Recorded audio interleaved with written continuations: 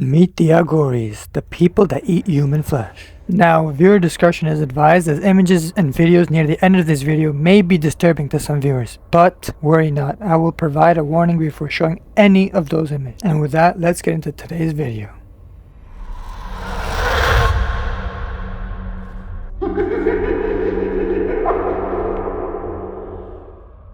Welcome to Stories for Us. Today we'll be talking about the Aghoris, a Hindu sect known for the controversial practice of consuming human flesh as a means of achieving spiritual enlightenment. Now brace yourself for a shocking journey into their world of unconventional beliefs.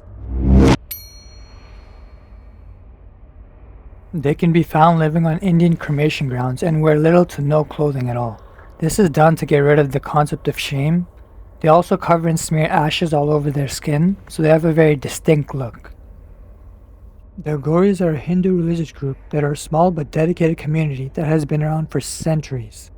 They have a unique approach to spirituality that sets them apart from other Hindu sects. The Aghoris believe in the power of transformation and transcendence, and they use a variety of practices to achieve this. They view the human body as a temple, and they believe that it is possible to use the body as a means of achieving spiritual enlightenment. Now, this usually involves practices such as extreme asceticism, the use of intoxicating substances, and even the consumption of human flesh in certain rituals. While some of the Aghoris practices may seem shocking or even disturbing to outsiders, it is important to understand that they are not meant to be harmful or exploitative.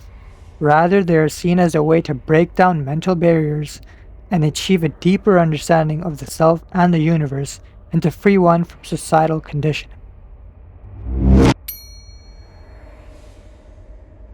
The consumption of human flesh and other bodily fluids is one of the most well-known and controversial practices of the Aghoris sect. While it may seem shocking and repulsive to many, it is believed by the Aghoris to be a powerful way to break down the boundaries of the human condition and to achieve spiritual transcendence. The Aghoris believe that everything in the universe is interconnected and that the boundaries we create between ourselves and the world around us are just mere illusions. Therefore, by consuming human flesh, they aim to break down the taboos and societal conditioning that prevent us from seeing beyond our own limited perspectives. See, the Aghoris do not consume the flesh of just anyone. Rather, they seek out the flesh of those who have recently died and whose bodies are being cremated.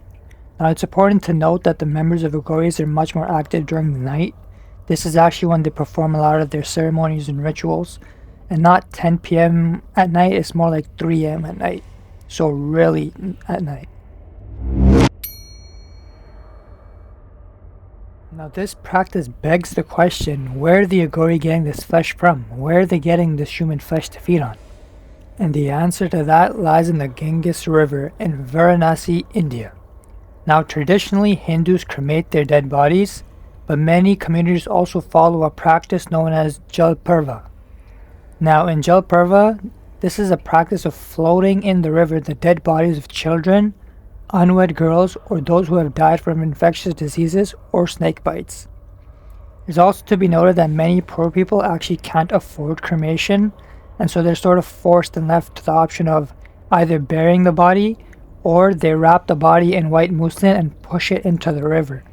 Now sometimes the bodies are tied to stones to ensure that they remain submerged and they don't come back up, but many of them are just floated in without weights, and a lot of the time it's not an uncommon sight to see corpses just floating up in the Ganges River, and it's not an uncommon sight at all. So after the human flesh is collected, which again would be from one of these bodies that ended up on the shoreline of the Ganges River, the flesh is then cooked over an open flame and mixed with other substances such as the ash from the cremation ground before it is consumed. Now, it's important to note that not all Aghoris engage in this practice, and that there are different levels of acceptance within the sect. Some Aghoris view the consumption of human's flesh as a necessary part of their spiritual practice, while others see it as a more extreme or optional practice. Now, before I get into this last section of the video, where I'll showcase some pictures, again, viewer discretion is advised. Make sure to hit that like button and subscribe. I'm thinking of making this sort of a little mini series where I talk about different interesting rituals from around the world that once were or still are practiced. So if that's something you're interested in, comment below and let me know if that's something you'd like to see. And with that, let's get into the rest of this video.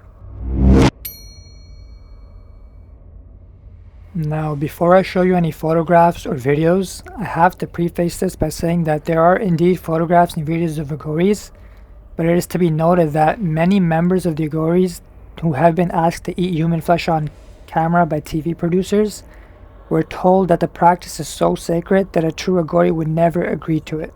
So take the videos and images with what you will.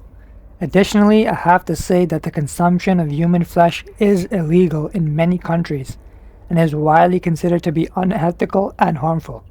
Now, it is also important to consider the impact this practice may have on others and to respect cultural differences and beliefs. So just a little bonus chapter. The Kapalikas is one of the smaller sects within the Aghori tradition who are known for their use of human skulls in their rituals. They believe that the skull represents the ultimate reality of life and death, and that by meditating on the skull, they can achieve a high level of consciousness and understanding of the universe. The Kapalikas are also known for their fierce devotion to the goddess Kali, whom they worship as the embodiment of destruction and renewal.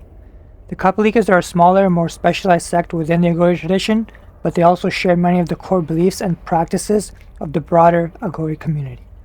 I just thought this was a little interesting note, as many of the times if you do search up the Aghoris, you'll actually see a picture of a man holding on to a skull, or a skull used in some of the traditions that they're doing, and that specific sect is actually called the Kapalikas.